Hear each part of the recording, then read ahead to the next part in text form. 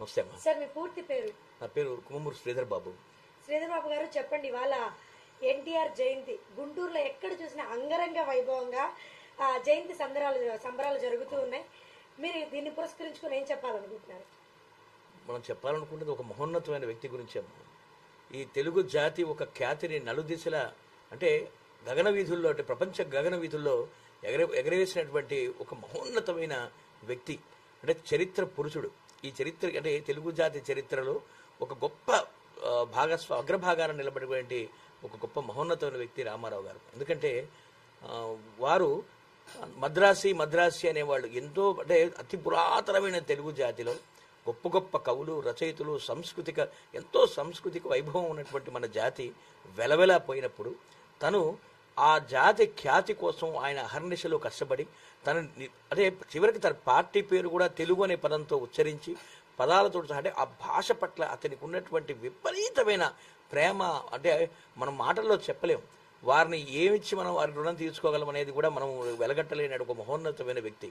వారు పరిపూర్ణమైన వ్యక్తిగా చెప్పుకోవచ్చు. ఒక గొప్ప నాయకుడు. ఎందుకంటే వారిని మంచి ప్రొఫెషన్లో ఉండేవారు. ఆయన చిత్రసీమలో మకుటం లేని మహారాజు.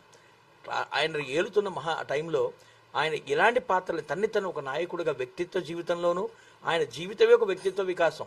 ఆయన వృత్తిలో ఉన్నప్పుడు కూడా ఒక సాధారణ రైతు బిడ్డగా తను చేసి అక్కడి నుంచి చదువుకు ప్రాధాన్యత ఇచ్చి అక్కడి నుంచి నిమ్మకూరు నుంచి గుంటూరు దాకా వచ్చి ఏసీ కాలేజీలో డిగ్రీ చేసి తర్వాత మళ్ళీ రెవెన్యూ డిపార్ట్మెంట్లో పనిచేసి తనకు సినిమా ఇండస్ట్రీలో అవకాశాలు వస్తే అక్కడ కూడా నిరంతరంగా మారుతున్న అవసరాల్ని తగ్గట్టుగా తన్ని మరుచుకుంటూ మీరు సినిమాలు చూస్తుంటే రకరకాల సినిమాలు వస్తుంటాయి. రామారావు గారి కుటుంబ నేపథ్యం ఉంటుంది. అలాగే వయసు పెరిగిన తర్వాత కూడా ఆయన కుర్రవాడిగా వేయాలంటే అప్పుడు చాలా టఫ్ టైం అది. బట్ ఆ ఛాలెంజ్ని ఆయన తీసుకొని దాన్ని తగ్గట్టుగా తన్ని మలుచుకున్నటువంటి శిల్పంలా మలుచుకున్నటువంటి గొప్ప వ్యక్తిత్వం. దాని తగ్గట్టుగా నిరంతరం కష్టపడటం. ఆయన వాయిస్ మాడ్యులేషన్ వారి గొంతు వింటే పులకరిస్తుంది జాతి. అలా తన మాట తీరు అంటే ఒక నాయకుడికి కావాల్సింది అద్భుతమైన కమ్యూనికేషన్. వారి మాట ఎంత అద్భుతం అంటే మీరు వారందరికీ తెలుసు. తెలుగు జాతి అంతగా ఔన్నత్యం పొందిందంటే వారి నోట్లో నుంచి వచ్చే ప్రతి మాట కూడా ఒక తూటాలాగా మనకు కొత్త బాటని వేసింది. అలాంటి గొప్ప మాటగారి వారు. అలాగే నిజాయితీకి మారు పేరు రామారావు గారు. సమాజానికి ఏదన్నా చేయాలనే విపరీతమైన తపన కాంక్ష వారి వృత్తిలో ఉన్నప్పుడు గొప్పగా సినిమా యాక్టర్గా ఉన్నప్పుడు కూడా ఈ దేశం అంటే గ్రాటిట్యూడ్ అంటారు చూసారా. మనం ఈ సమాజం మనకేమిచ్చింది, మా తల్లిదండ్రులు మనకేం చేశారు, ఉన్న ఊరు కానీ మనం నమ్ముకున్న రాష్ట్రాన్ని కానీ భాషను కానీ జాతిని కానీ ఈ దేశాన్ని కానీ ప్రతి ఒక్కళ్ళకి కూడా తన గ్రాటిట్యూడ్ని చూపించేటటువంటి మహోన్నతమైన వ్యక్తి ఆయన. మీరు ఏ ఒక సందర్భం ఒక ఇండో పాకిస్తాన్ వారు వచ్చినా ఒక ఇండో జపాన్ చైనా వారు వచ్చినా తర్వాత డ్రాట్స్ కండిషన్స్ వచ్చినా లేదా దేశంలో ఎక్కడ క్షామం వచ్చినా తుఫాన్లు వచ్చినా ఎప్పుడు ఏ సందర్భంలో వచ్చినా కూడా తను వేసింది కాక నలుగురితో భాగస్వామ్యం చేయించి వాళ్ళని అందరినీ కూడా దాన్ని కదిలేలా చేయించగలిగి ఆ సంఘటన మనం కూడా గ్రాటిట్యూడ్ ఉండాలి. నేను ఒక్కడిని వేసేస్తాను, నేను ఏదో చెక్ వేసాను ఏదో ఇచ్చానని కాకుండా ఆయన రోడ్ల మీదకి వచ్చి మనకు 77 దివిసీమ తుఫాను కానీ అంతకుముందు మన కృష్ణలంకలో ఉన్న అగ్నిబాధితులకు కానీ మీరు ఒకటేమిటి వారి జీవితంలో ఎప్పుడు సమాజం ఆయన అవసరం కష్టంలో ఉంది అన్నప్పుడల్లా ఒక పిలిపిచ్చి ఆయన రోడ్డు మీద పరిగెత్తుకుంటూ వచ్చి గ్లాస్ డోర్లోనూ మేకప్ రూమ్లలో కాదు నేను నడు రోడ్ల మీద వచ్చి సామాన్య ప్రజలతో తిరగాలి అని చెప్పినటువంటి ఒక అద్భుతమైన నాయకుడమ్మా. ఒక నిర్ణయం నేను ఆ రోజున రాజకీయ సామాజిక పరిస్థితుల్లో మన జాతి నాయకుల్ని కానీ మన జాతిని కానీ గుర్తించకపోవటం వల్ల అక్కడ జరుగుతున్న అవమానాన్ని చూసి తట్టుకోలేక ఒక నిర్ణయం తీసుకొని మనం ఎందుకు పెట్టకూడదు అని ఒక్క నిర్ణయం తీసుకున్నాక డెసిషన్ మేకింగ్ అంటారు. గొప్ప నాయకుడికి ఉండాల్సిన లక్షణం ఏంటంటే డెసిషన్ మేకింగ్. హౌ ఎఫెక్టివ్ ఆ డెసిషన్ ఎంత తొందరగా తీసుకుంటామంటే నాంచుడుతనం ఉండదు. ఒక నిర్ణయం తీసుకున్నారు అంటే 1-2 సార్లు ఆలోచించుకుని తీసేసుకున్నాక దీనిక తిరిగి ఉండదు. అలాంటి ఒక అద్భుతమైన ఇదనమాట. తీసుకున్నానంటే తీసేసుకున్నానంటే ఆయన డెసిషన్ తీసుకొని 9 నెలల్లో ఆ రోజుల్లో మనకు బీబీసీలో ప్రపంచ చరిత్రలో 9 నెలల్లో ఒక పార్టీని స్థాపించి అహర్నిశలు ఆయన రాష్ట్రాన్ని మొత్తం ఇవ్వాలంటే ట్రాన్స్పోర్టేషన్ పెరిగింది, ఇవాళ రకరకాల సౌలభ్యాలు వచ్చినాయి. కానీ అలాంటి సమయంలో కూడా గ్రామాన తిరిగి ప్రతి ఒక్కళ్ళని కూడా పలకరించి ఆ సమాజం ఆయన్ని చూసి పులకరించేలా చేసుకొని ఆయన 9 నెలల్లో 292 కాను 202 సీట్లతోటి సగర్వంగా గౌరవంగా ఆయన తెలుగుదేశం పార్టీని ఆవిర్భవించినటువంటి ఒక ఘన కీర్తిని సమాజానికి చాటి చెప్పినటువంటి మహోన్నతమైన నాయకుడు రామారావు గారు. ఆయన తీసుకున్నటువంటి నిర్ణయాలు చూడండి. అంటే ఆయనకి సమాజం పట్ల బాధ్యత ఉండాలి నాయకుడికి. ఆ రోజున ఆయన ప్రయాణం చేస్తున్నప్పుడు, రకరకాలుగా తిరుగుతున్నప్పుడు 2 రూపాయల కిలో బియ్యం అనేది ఒక మాట మనం ఊచడానికి ఆ రోజుల్లో ఆ 2 రూపాయల కిలో బియ్యం తీసుకొచ్చి ప్రతి ఒక్కరికి ఆహారం దొరికేలా ఏర్పాటు చేశారు. ఆడవాళ్ళకి స్త్రీకి సమాన హక్కు అనే ఒక ఆలోచన రావడమే గొప్ప విషయం. ఆ రోజున స్త్రీకి సమాన హక్కులు లేకుండా టైంలో దేశంలో మొట్టమొదటిసారి సమాన హక్కులనే కాన్సెప్ట్ని తీసుకొచ్చి దాన్ని తీసుకురావటం కాదు, అమలు పరిచి ఈ రోజు కూడా అందరూ కూడా ప్రతి స్త్రీ జాతి అంతా ఎంతో మా అన్న అని గర్వంగా చెప్పుకునేటట్టుగా చరిత్రలో నిలబడిపోయిన గొప్ప చరిత్రలో వీరుడు ఆయన తీసుకున్న తెలుగుదేశం మన తెలుగు గంగ కానీ వెలుగోడు ప్రాజెక్ట్స్ కానీ టక టక టక టక అనుకోవటం, ఇది సమాజానికి ఉపయోగపడుతుందా, ఎస్ అనుకోవటం, వెంటనే తీసుకోవటం, దీనిలో నిరంతరం పనిచేయటం, అది పని అయిపోయి జనాలకి సమాజంలోకి వెళ్ళిపోవటం కూడా. ఆ రోజు కర్ణాటకతో మనకు విభేదాలు ఉండేవి. ఈ తెలుగు దానితో కూర్చొని పరిష్కరించుకొని ఇమీడియట్గా ఒప్పించుకోగలిగారు. నలుగురిని కలుపుకోగలిగే మనస్తత్వం ఉండేవారు ఆయన. మీరు అసలు ఆయన అంటే ఒక నాయకుడికి ఉండాల్సింది సిద్ధాంతపరంగా ఆయన రెండు పూర్తి వైరి వర్గాలైనటువంటి ఇటు కమ్యూనిస్టు సోదరులు కానీ అటు బీజేపీ వాళ్ళు కానీ ఈ 2 సంస్థలు ఇద్దరు కూడా వాళ్ళు సమాజానికి వారి స్థాయిలో వారి ఆలోచనలతో ప్రజల కోసం కష్టపడుతున్న వాళ్ళిద్దరినీ కూడా ఒక దగ్గరికి చేర్చి నడిపించినటువంటి ఏకైక వ్యక్తి, ముందు తర్వాత ఎవరు పుట్టబోరు, అలాంటి ఒక గొప్ప నాయకుడు రామారావు గారు.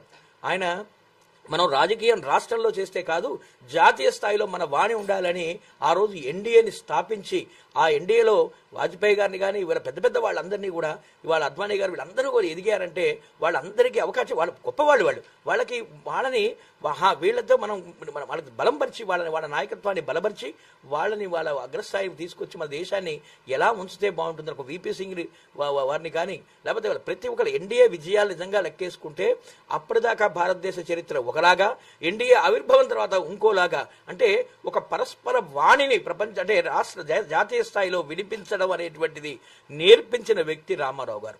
రామారావు గారు అంటే ఒక మహోన్నతమైన వ్యక్తిత్వ వికాసం. ఆయన తెలుగు జాతి కోసం తెలుగు విశ్వవిద్యాలయాన్ని స్థాపించటం, భాష కోసం విపరీతంగా భాష కోసం పాటుపడటం, దాని గురించి తెలుగు సాంస్కృతిక వైభవం కోసం విదేశాల్లో ప్రపంచవ్యాప్తంగా వాడవాడలా వీధి వీధిలా చాటి చెప్పటం, తర్వాత పిల్లలు ఈ 1,70,000 నీడ అని చెప్పి ఇళ్ళిప్పించారు ఆ రోజుల్లో ఆయన. ఇది అది అని కాదు, ఆయన పార్టీ ఆవిర్భావం అప్పుడే విజనరీ అంటారు. ఒక నాయకుడికి విజన్ ఉండాలి. వాడికి 43 సంవత్సరాల నుండి 44లో అడుగు పెడుతోంది ఆ పార్టీ. ఆ రోజుల్లో ఆయన ఎంచుకున్న వాళ్ళందరూ కూడా అప్పటికున్న ఒక గొప్ప వ్యక్తులతో, కాంగ్రెస్ పార్టీలో ఉన్నటువంటి ఒక లబ్ధ ప్రతిష్ఠులు బలవంతమైన వ్యక్తులతోటి ఆ రోజు వాళ్ళని కొండని ఢీకొట్టాల్సినప్పుడు ఆయన ఎంచుకున్నవి ఎవరినో తెలుసా? ఆయన మీద ఆయనకి ఎంత నమ్మకమో చూడండి. యువకుల్ని వర్ణాలతో, అంటే అట్టడుగు వర్గాల నుంచి, బలహీన వర్గాల నుంచి సామాన్యుల్ని, అందులో ఉన్నటువంటి మేధావుల్ని గుర్తించి వయసులో చిన్న వాళ్ళని ఇవాళ 43-40 మీరు ఆ రోజు నుంచి నాయకులు మీరు ఎంచుకున్న ప్రతి నాయకుడికి ఆ రోజు 20-30 లోపే ఉన్నవాళ్ళు వాళ్ళంతా. ఆ రోజు వాళ్ళు ఎంచుకుంటే ఇవాళ 70 దాకా, అంటే 44 సంవత్సరాలు సుదీర్ఘంగా వాళ్ళ రాజకీయ అనుభవాన్ని ఈ రాష్ట్రానికి, దేశానికి, వాళ్ళ పార్టీకి ఇవ్వగలిగేటువంటి నాయకత్వాన్ని తయారు చేసుకొని మొట్టమొదటిసారి రాజకీయ పార్టీల్లో ట్రైనింగ్స్ ఉండాలి. అంటే మనం మంచి ఏమిటి, చెడేమిటి, సమాజంతో ఎలా మాట్లాడాలి, ఎలా మాట్లాడకూడదు, ఎలా మలగాలి అని నాయకుడు శిక్షణా శిబిరాలని ప్రారంభించినటువంటి వ్యక్తి రామారావు గారు. అలాంటి శిక్షణా శిబిరంలోంచి వచ్చిన వ్యక్తి మనకు కేసీఆర్ గారు కానీ ఇవాళంతా కూడా.